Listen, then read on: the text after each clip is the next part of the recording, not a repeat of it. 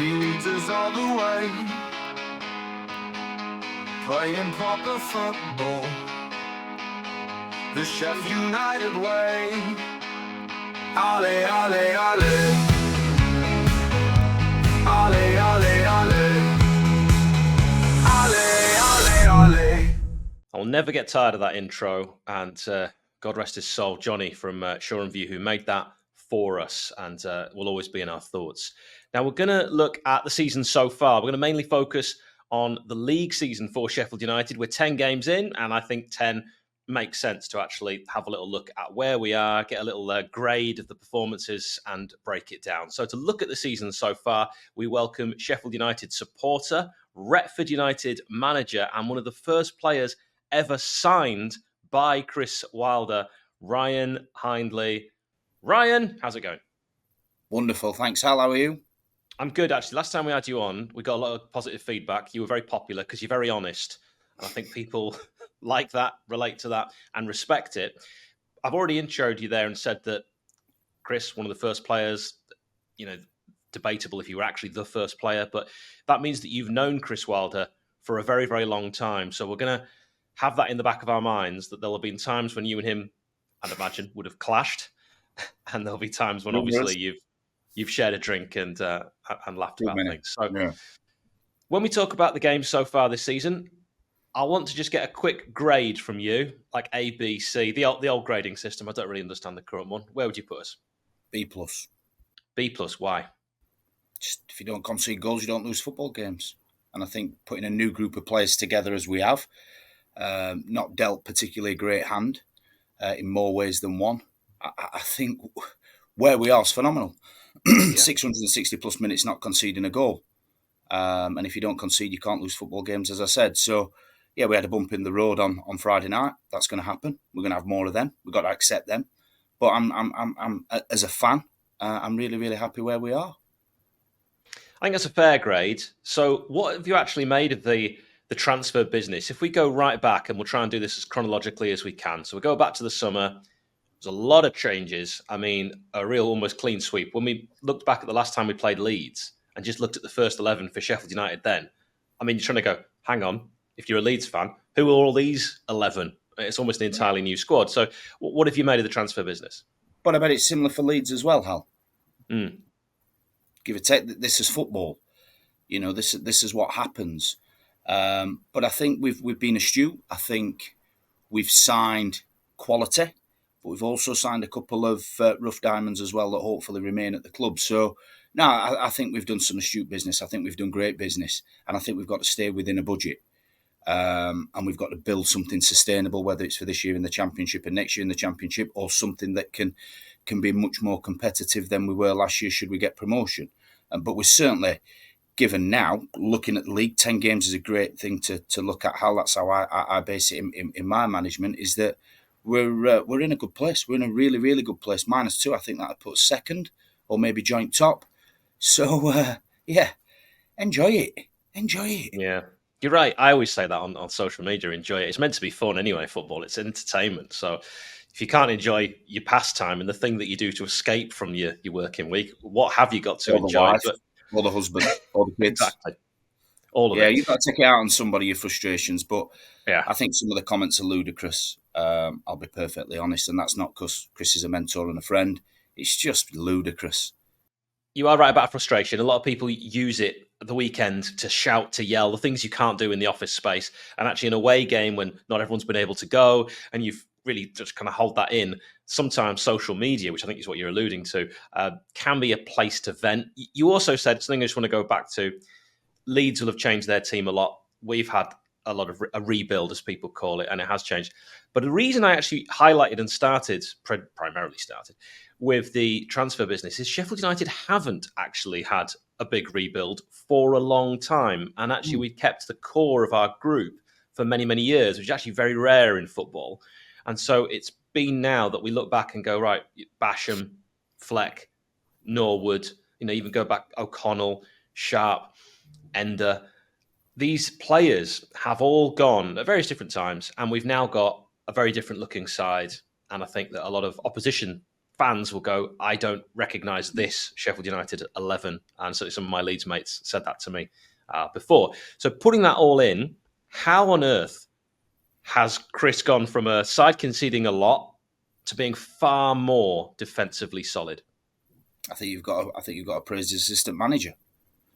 I think 𝗚𝗍𝗍 and his career and how he is, I think is, and Chris being a fullback as well. And again, repeat myself, but if you don't concede, you can't lose football games. And I think we've gone with that philosophy, with more of a less pragmatic approach from a defensive line to more of a structured approach. And the signing of Suter has been magnificent. The keeper, I'll stick my neck out here on the show and record this as it is, will be in the England squad when we go to the World Cup. That's how highly I rate him. I think he's better than Henderson. I think he will be better than Henderson. I think we've signed an absolutely magnificent goalkeeper. I think 𝗚𝗍𝗍, I'm not saying Championship is his level. I think he can play Premier League, absolutely. But I think in those two, you put your head on the pillow on a Friday night knowing you've got the two best centre-halves and the best goalkeeper in the league. That gives you a massive chance. Where does that leave the captain, Jack Robinson? Because if you're a manager, sat with me. No, yeah, Jack will find his way back in. You know, Jack Robinson's nuts and guts, his art on the sleeve. He'll be a Blades legend because he does what's said on the tin, his Ronseal. But I just think in those two, there's a different type of defender in there. They use class. They can come out from the back with the ball. Suter makes great ground, as does 𝗚𝗍𝗍, and they pick a pass really well. And the gaffer's always wants his teams to keep the ball and keep the ball well. And I think that's what 𝗚𝗍𝗍 and Harry do, is they keep the ball really well and make really, really good decisions. But Jack will find his way back in. It is the club captain at the end of the day, and is that for a reason. Long season, injuries will happen. We don't like it, but you're right. Yeah, he will. And for you, like when you were playing under Chris, when he was your manager, was he into the whole defenders coming out from the back thing? Or do you think that's relatively new? No, I think he allowed people to express themselves within reason and just win football games. And sometimes at the lower levels, it is nuts and guts. It's a little bit more less structured. I think what you find now, and I think Chris got it bang on for 60 minutes. It was a game of chess against Leeds, and it was a game that we didn't solicit to say we didn't need to win. The defeat obviously hurts, but for 60 minutes, it looked definitely like it was going to be a 0-0. And for a manager away at Ellen Road, you'd take that 100%. And even a proper supporter who understands football and gets it, knows that we've set up there not to get beat. That's what we've done.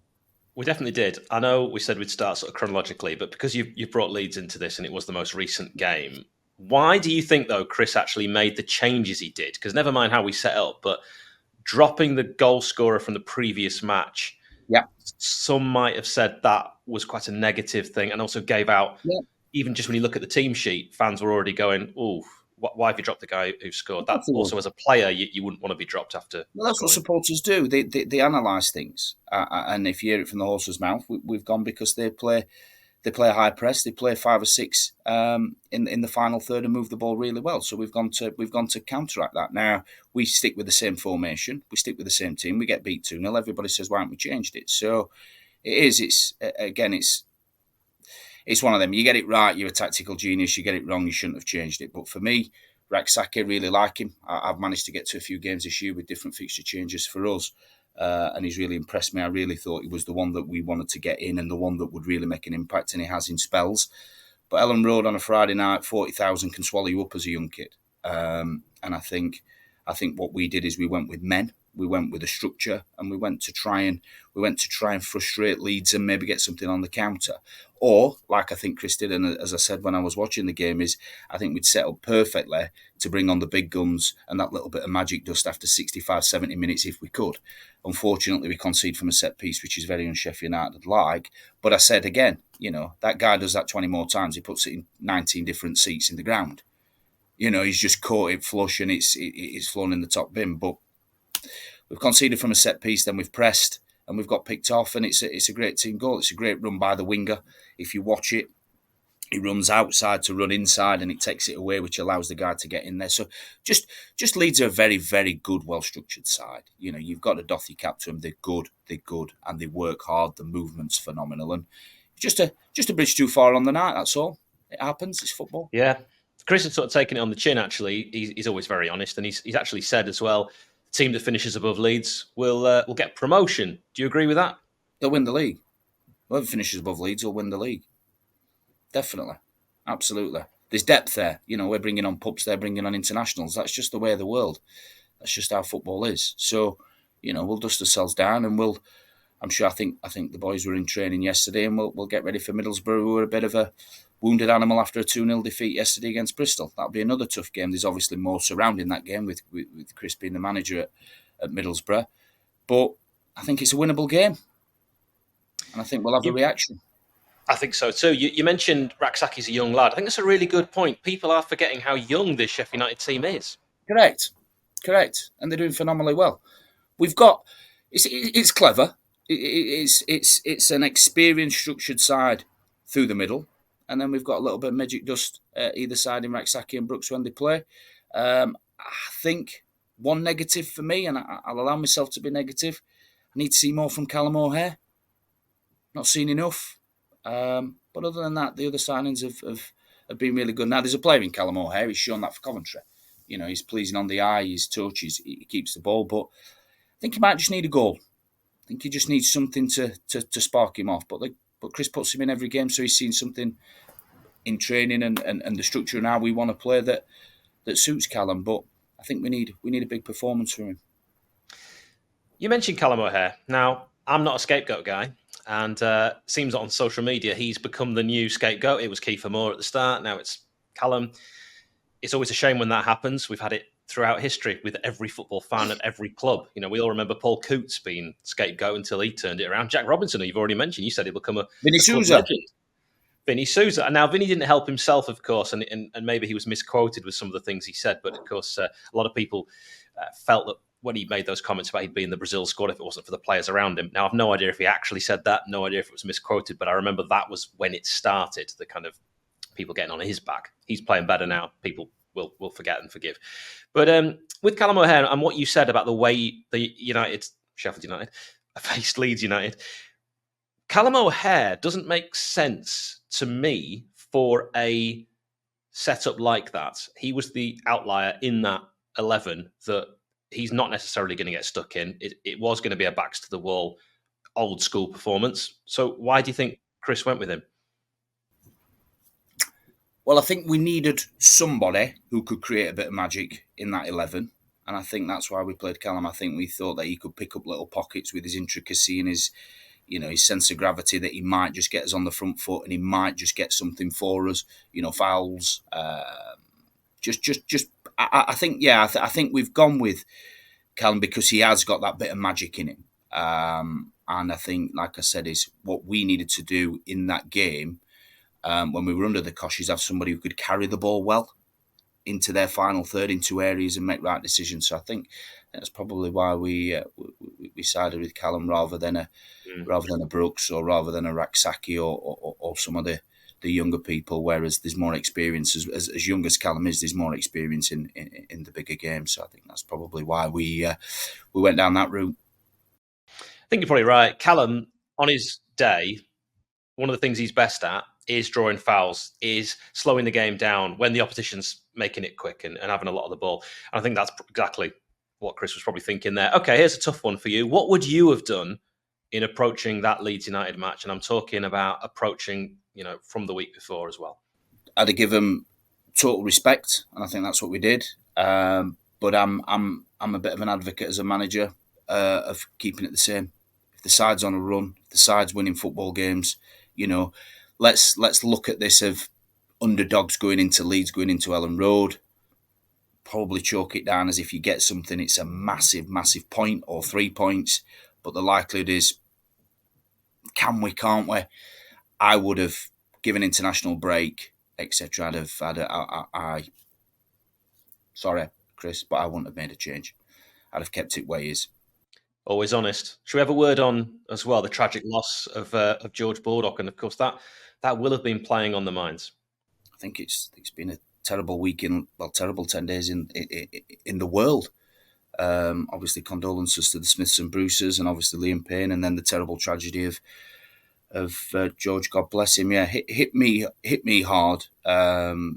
It always does. I think when you're a parent, I think stuff like that really hits you. But yeah, just a beautiful human being, a wonderful footballer, and yeah, I think that we've not had it great at Sheffield United over these last 18 months with Maddie as well. So terrible tragedy. I hope the players, and I know Chris will, because I know how he is, and carry him in his heart or in our hearts in terms of when we cross that white line and we get promotion for George this season. But yeah, filling him up now, really, it's just don't make any sense. Don't make any sense, really. It's terrible. I mean, God rest you, George.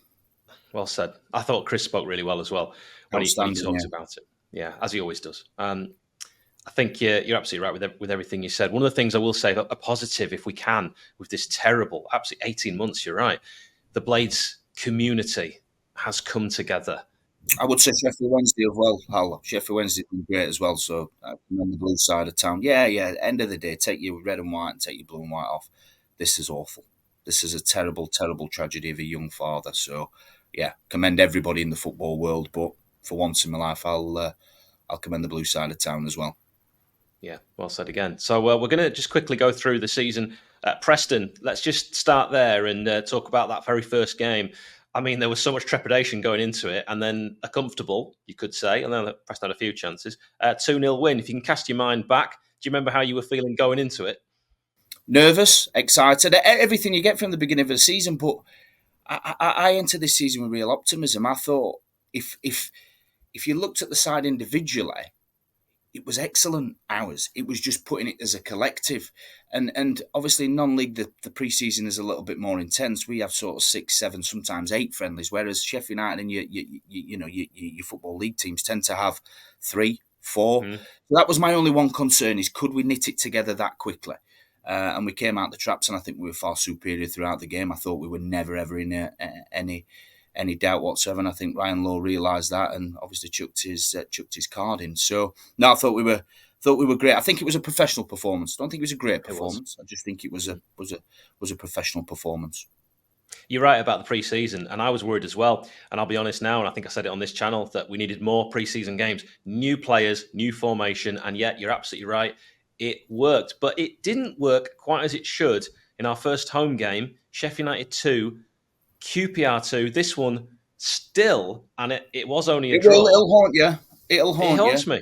Yeah, it will. I had a game where we played a side this season and we lost 1-0, and it's the most comfortable we've been in a game. And I think that's the one that I think the 2-2 will hurt Chris more than what Friday night did. I think you might be right. If you're looking at that, as I said to you before, I'll take it 10 games face value. Sheffield United now in their mindset shouldn't have a 2-point deduction, let's say, and a win against QPR, we're top of the league. Just let that sink in. Is that a teachable moment though, QPR? A bit like when we were 3-0 up against Villa, and we never had a performance like that when we ended up drawing 3-3 for those I don't remember. Chris used that as this never happens again.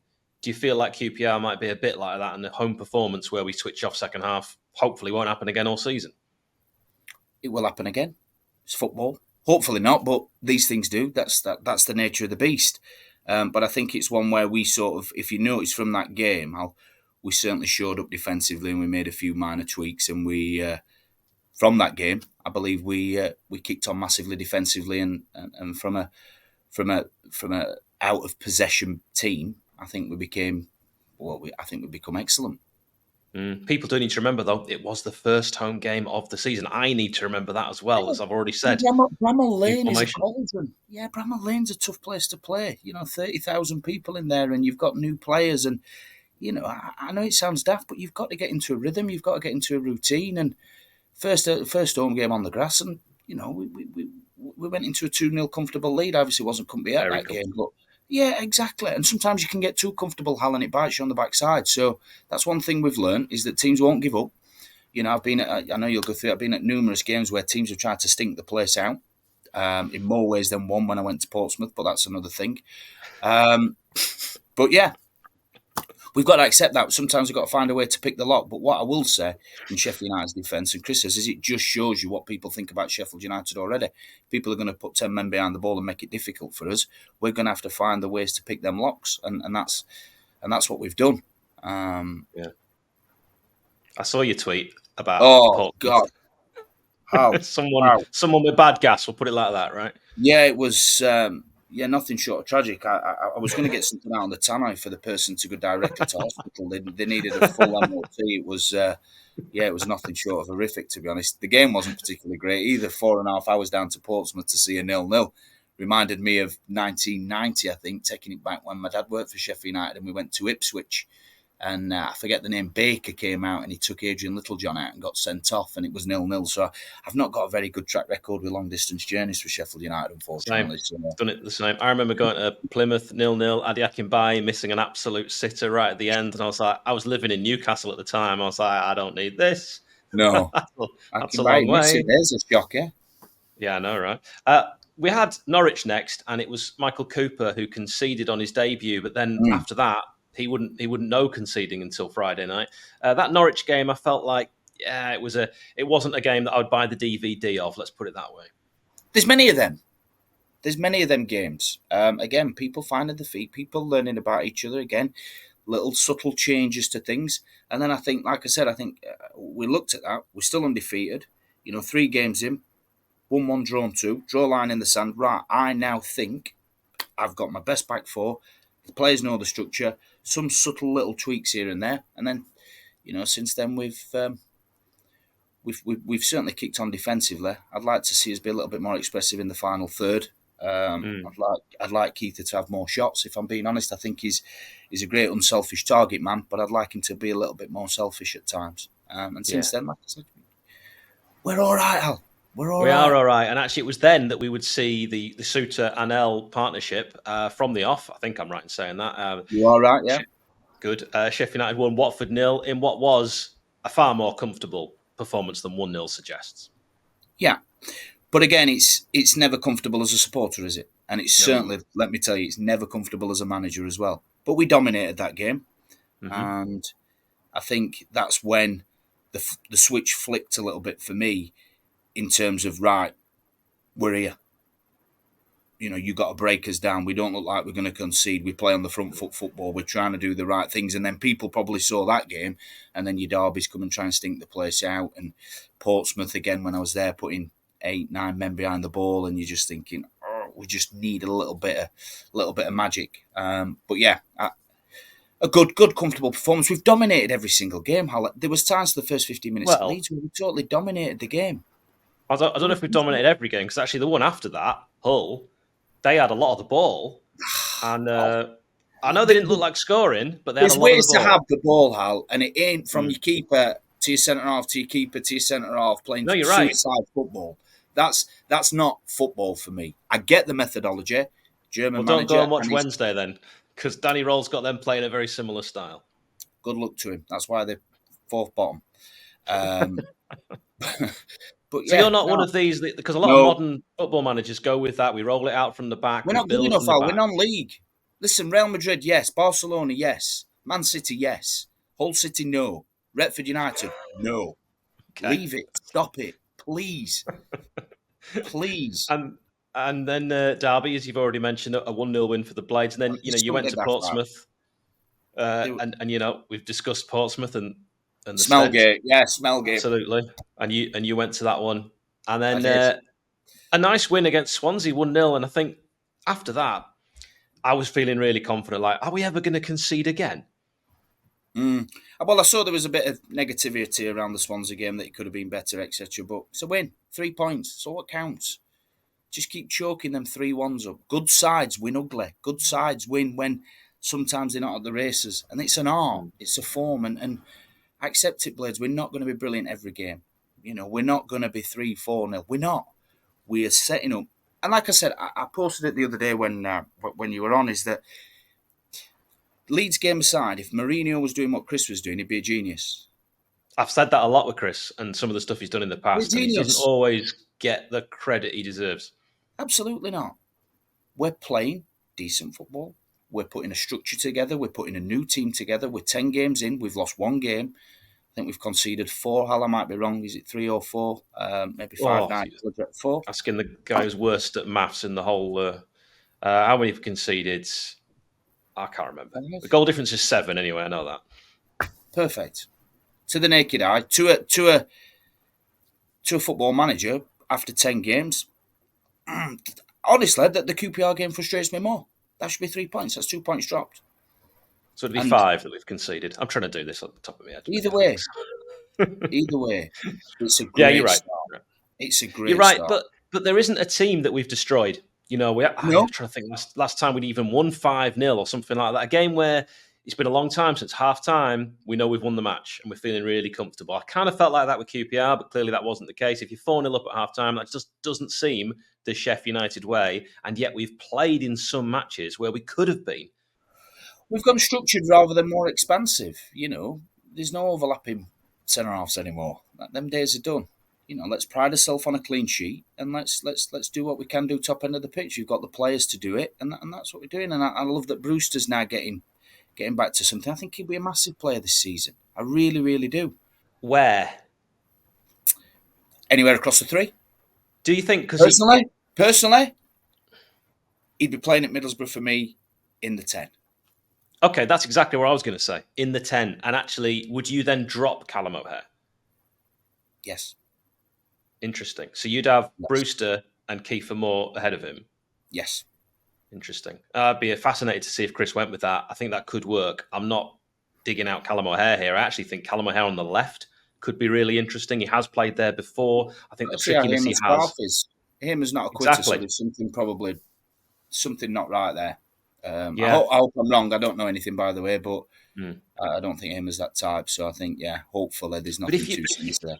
With O'Hare, if he's not going to see a lot of the ball, and some games he doesn't see a lot of the ball, if he's playing out wide, wingers often don't see a lot of the ball, but that's okay as a winger. If you're playing in the 10, you probably do need to see a bit more of the ball, but drawing fouls on the wing can be really useful for set pieces. If you win a free kick out there, you can whip that in either low and hard or more floated. The last thing I want to see as a manager is 𝗤𝗄𝗎 and Harry Souttar and Anel attacking corners, attacking free kicks, attacking... Exactly. Because it will get you. It will bite you. And I think that's one thing Souttar will start adding. Anel scores, we know that. He should have scored, shouldn't he? This season, he should have had one. Yeah, but he will. And the floodgates will open. Yeah, I hope so. I really like our centre-half pairing, I must admit. If you don't know the story already, but I'm really comfortable with it. I think the most complete performance, if I may, was the next game, Sheffield United 2, Luton 0. We don't like Luton, do we? I'm really surprised. He's got his number. But I'm really surprised at how they've started. Premiership, isn't it? Sucks the life out of you, Hal. It can. It sucks the life out of you, and sometimes... We've seen teams go down and then down again after... This is what I'm saying. Appreciate what we've done. We've got up off the canvas. And we've come out swinging, and we're in a great position. Luton got beat up, haven't got off the canvas, and now they're struggling. It's a great point, because actually the way that we went down, Ryan, was a way that a team went down that could have gone, do you know what, this is going to be hard to pick these lads up. Absolutely. And then a rebuild as well. It's a lot to contend with, a lot. Absolutely. What about standout performers for the season? Easy. Souttar, Cooper. Brilliant. Super Souttar and Super Cooper. Super Cooper, Super Souttar. It just baffled me how actually long Harry Souttar's legs are. They're just really, really long. But yeah, he's something special, especially at this level. I'm sure he'll go on to have a great Premier League career, hopefully with us. But keeper and Sout's absolutely magnificent. And I'm gonna Vinny as well. I wasn't his biggest fan in the Premier League. I thought he was too loose in possession. I thought he sort of made up for mistakes with balls that he's given away. But this year he's sharpened up. His short game's much better. And he has been magnificent in terms of defensive duties, which again, let's not all praise the back four and the keeper. He's a massive part of that, as is Blaster and Peck when he's played. They're really, really looking after that back four to allow the front four to go and express themselves and know that they've got cover and know that they can go and express themselves and know if it breaks down that we've got cover, and that's what we've done really well. The two older midfielders have been so disciplined, so they've been great for us as well. Souttar's legs are long. I say another thing that's long is the trips he has to do to play for Australia, and I am worried about that longer term because there's no one else that's having to travel to China, to Japan, get back, 1 day rest, and then play football. Nice problem to have, flying out to Australia, isn't it, to be an international footballer? But yeah, we're human beings. It will take its toll. He has to be managed and looked after the best way possible. But there aren't many better than the medical team and the management team to look at that, and I'm sure they'll address it where it needs addressing. And that's the other thing as well. Sometimes, no, I've done it myself. Australia, I slept the whole day that I landed. I slept the whole next day, and to think that then you're completely the wrong time zone, and then you've got to train, then you've got to play, and then you've got to sleep, and then you've got to come home. It's crazy. I don't know how he does it. One quick word on the Cup, because I know not that many people were bothered. We played Wrexham, which had a bit of a grudge match feel, and then we had a derby against Barnsley. Yeah, it's Cup. Not going to win it. Get out of it. That's my philosophy with my team, is that you only get remembered for winning the league, don't you? Or getting promotion. I would say though, Barnsley, any competition, it's a derby. Fans turned up in numbers. I wouldn't necessarily want to hear get out of the Cup for that game. Maybe not against Barnsley. Yeah. Blame the manager, blame the players. It's their fault. But no, I think, not bothered. All right. Well, if we'd drawn, Hartlepool or something, I could have gone. Okay. Yeah. Put the kids out. But Barnsley, I really wanted to win that. We won't look back in the middle of May and go, we lost to Barnsley. You're absolutely spot on. And promotion, of course, is the goal. Now, Ryan, before we let you go, and I do thank you so much for your time today, and well done as well to Retford United, who, as we're recording this, yesterday got a 4-0 win against 6th place. So well done with that. You're going great guns. Thank you. You and I love another sport. And I think it'd be nice to end on this because it's a nice story. The NFL. Do you want to tell me why you're a Miami Dolphins fan? Oh, this get your tissues out. So, when I was a young lad, my dad brought me up from being 18 years old, and we lived in a flat at Foxhill in Sheffield. And obviously, the Blades will know where Foxhill is. It's pigland, and we didn't have much, and I was asthmatic. So we got really lucky on the housing and managed to move to Handsworth, where I was born and bred, round the corner from my nan's. And we were decorating the house, and my nan, for some unknown reason, went to Wilkinson's, as you do. There's other brands you can go to, by the way, but went to Wilkinson's, and for some reason got mixed up with football. So she bought me American football wallpaper rather than football wallpaper. And it was Miami Dolphins and Dan Marino. So my bedroom was wallpapered with Miami Dolphins and Dan Marino from being 5-year-old up until signing for Sheffield Wednesday at 16. So anyone who came to my house would have seen, the old Miami Dolphins all over the bedroom wall. So that's my nan getting the wrong wallpaper brought me to being a Miami Dolphin. There's a story for you. And we're trying to forget about you signing for Sheffield Wednesday, and you had to bring it up, didn't you? I did, sorry. Oh, 3 years on the blue side of town as a young professional. All good fun. Good learning. Were you paid when you were there? Yes, yeah.